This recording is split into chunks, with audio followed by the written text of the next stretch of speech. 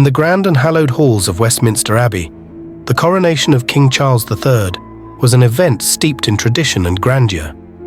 Amidst the opulence and ceremony, a few ancient artifacts played pivotal roles, connecting the present to a mysterious and storied past. These items included the Stone of Destiny. The Celtic name of the Stone of Destiny, upon which the kings of Scotland have traditionally been crowned, is Lia Fail, or the Speaking Stone. It is a rather simple oblong block of red sandstone, measuring 650 millimeters in length by 400 millimeters wide and 270 millimeters deep. Chisel marks can be seen on its flat top. Where did this mythical stone originate from, and why is it held in such reverence by the British royals? One legend dates back to biblical times and states that it is the same stone which Jacob used as a pillow at Bethel. Later, according to Jewish legend, it became the pedestal of the Ark in the temple. King Attalus transported the stone from Syria to Egypt, but he later sought refuge in Spain after the Egyptian army was defeated. An offspring of Attalus later brought the stone to Ireland, where he was crowned as the King of Ireland upon it. Eventually, the stone journeyed alongside the invading Scots to Scotland from Ireland. The Stone of Destiny remained at Scone until it was forcibly removed by the English King Edward I after his Scottish victories in 1296 and taken to Westminster Abbey in London. But another legend suggests that when King Edward I approached the palace to remove the stone, the monks of Scone removed it and hid it, replacing it with another similar-looking stone, which King Edward triumphantly carried back to London. Interestingly, the Coronation Stone is geologically very similar to the sandstone commonly found around Scone, lending credence to this theory. The famous Coronation Chair was also made to house the stone in 1301, and it was first used at the coronation of Edward II in 1308, and thereafter to crown every subsequent king and queen of England. On Christmas Day in 1950, the Stone of Destiny was kidnapped from Westminster by Scottish nationalists claiming right over it. Although the stone was eventually returned in the following April, a theory states that it was not the actual Stone of Destiny that they returned. Then on St Andrew's Day, 30th of November 1996, 10,000 people lined Edinburgh's Royal Mile as England decided to return the stone to Scotland for the first time in 700 years. But was this the real stone that was returned? Regardless, the Stone of Destiny remains a powerful symbol of Scottish nationalism and is lent to the English temporarily for their coronation ceremonies. The Coronation Chair. Arguably one of the most precious and famous pieces of furniture in the world, the Coronation Chair has been the centerpiece of coronations for over 700 years. Standing at an impressive 6 feet 9 inches, the chair was first made by order of King Edward I in 1300-1301, created to enclose the Stone of Destiny mentioned earlier. The stone was at first totally enclosed under the seat, but over the centuries, the wooden decoration has been torn away from the front. Made from Baltic oak, it is believed it was originally highly decorated in gold and colored glass, with the figure of a king painted on the back. Upon close inspection, it appears that some of the original decoration survives, with patterns of birds and foliage stamped into the remaining gold. Master Walter, the king's master painter, painted the chair with intricate designs of birds, foliage, and animals on a gilded background. The depiction of the king at the back, with his feet resting on a lion, is believed to represent either Edward the Confessor or Edward I. The 4 gilt lions lower on the design were later additions, made in 1727 to replace the originals, which were themselves not added to the chair until the early 16th century. The chair has been utilized in the coronation ceremony since the year 1308. Over the centuries, there have been a total of 38 coronation ceremonies for reigning monarchs at Westminster Abbey, with an additional 15 queen consorts having their own separate coronation ceremonies. The chair hasn't been used exclusively for coronations, though. It was taken out of Westminster Abbey when Oliver Cromwell was installed upon it as Lord Protector in Westminster Hall in 1653. It was also used by Queen Victoria at the 1887 Golden Jubilee services in the Abbey.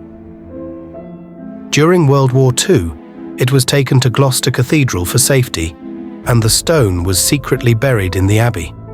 The chair has had some damage over the years, including graffiti by some school children from the 18th and 19th century and a bomb attack in 1914, most likely organised by the suffragettes that knocked a small corner off it. Its importance, though, remains the same. The coronation spoon. Probably the world's most important spoon, and certainly one of the most beautiful examples of it, with silver gilt, finely engraved with acanthus scrolls, decorated with pearls, and with its bowl strangely divided into two. It serves a very important purpose. Beginning with Edward the Confessor, one of England's last Anglo-Saxon kings, a set of coronation regalia, including the spoon, were handed down from monarch to monarch until 1649, when the monarchy was dissolved after the establishment of the Commonwealth of England, a brief period when England was a republic. The new setup removed the jewels from the coronation regalia, melted most of it down, and sold the rest to raise money. Amidst all this, one Mr. Kinnersley bought the spoon for 16 shillings. The existence of the spoon was first recorded in 1349, and even then, it was considered antique. A silver spoon gilt with gold, it is decorated with ornate scrolls and monsters' heads and thought to date back to the second half of the 12th century, when some of the most famous kings of England, including Richard the Lionheart, lived. The spoon may have originally been used to mix water and wine. It started performing its current purpose in 1603, when it was first used to anoint a monarch in James I's coronation ceremony. It holds the oil that anoints each sovereign, hence the divided bowl, for the archbishop's 2 fingers. Anointing a monarch with holy oil once confirmed the ruler's divinity. In England, this custom can be traced back to the 9th century, but its origins lie in the anointing of the Jewish King Solomon by Zadok the priest and Nathan the prophet. When the British monarchy was re-established in 1661, the state recreated the crowns and other objects that had been destroyed, and Mr. Kinnersley returned the coronation spoon to the new king, Charles II. At that time, the spoon received extra decoration, small pearls lining the handle.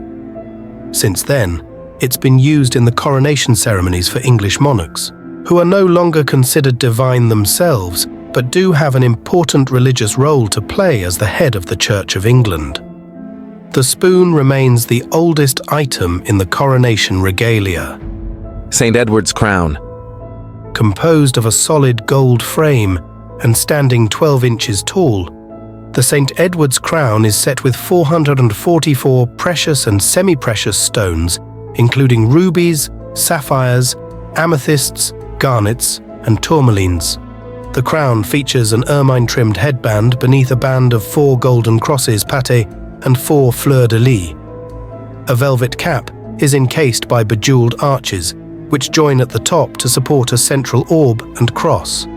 It's also extremely weighty, at 4.9 pounds, so is only worn for the actual coronation moment, being replaced with the imperial crown after the ceremony.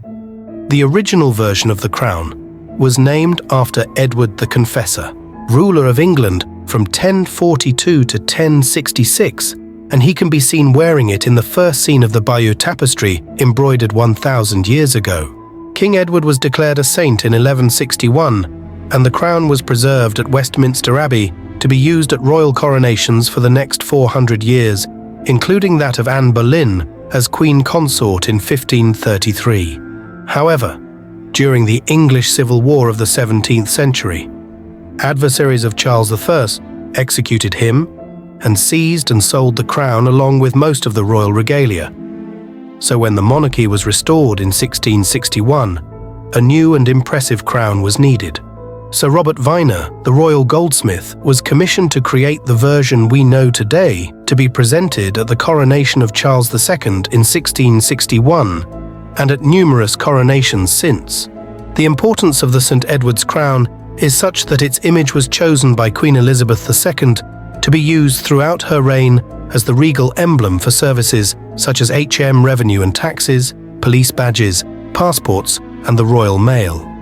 Despite an attempted theft in 1671, the crown is usually housed at the Tower of London. The sovereign's orb.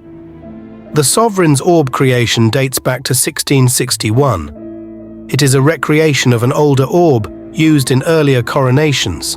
That old orb, though, was one of the pieces melted down by the new Republican government after the execution of Charles I in 1649. Orbs have been part of royal portraiture and ceremonies for centuries. When the orb started to appear in the English regalia is not entirely clear, though orbs appeared on coins from the reign of Edward the Confessor, and orbs are found in several Tudor inventories and depicted in many portraits. After Charles I was executed, most of his possessions and the possessions of the crown were auctioned or sold. The orb, along with other regalia, was melted down at the mint and made into coins. If you find a coin minted in 1649 with the words Commonwealth of England on it, it might just be one of the coins made from the melted down sovereign's orb. When Charles II was restored as king, new regalia was needed for his coronation. Goldsmith Sir Robert Viner was commissioned to supply a new sovereign's orb. The orb is made of two separate hollow hemispheres joined together at the central jeweled band. The jeweled bands are a zone and arc, with clusters of emeralds, rubies and sapphires surrounded by rose-cut diamonds, each in a champlave enamel mount between single rows of pearls. On top of a large step-cut amethyst sits the diamond-studded cross, with a central sapphire on one side and a central emerald on the other. The cross originally faced forward over the jeweled band. More than any other 17th century piece in the collection, the orb retains its original gems, including most of the 365 rose-cut diamonds. The orb weighs 2.5 pounds, and Charles II was the first king to hold it during his coronation. But why would a monarch of a modern nation hold a rather large, shiny golden ball as a part of a coronation ceremony? That is because, as per tradition, the ball symbolizes the globe. It also features a cross atop that globe to symbolize the Christian world, divided in three by the jeweled bands to represent the three continents known to medieval Europeans. Thus, the orb, which is placed in the monarch's right hand during the coronation, is a representation of the sovereign's power. These 5 objects are not merely objects. They are the embodiment of centuries of tradition, mystery, and the enduring legacy of the British monarchy. To continue your ancient adventures, subscribe to our channel and press the notification button. Till the next time, this is Ancient Secrets.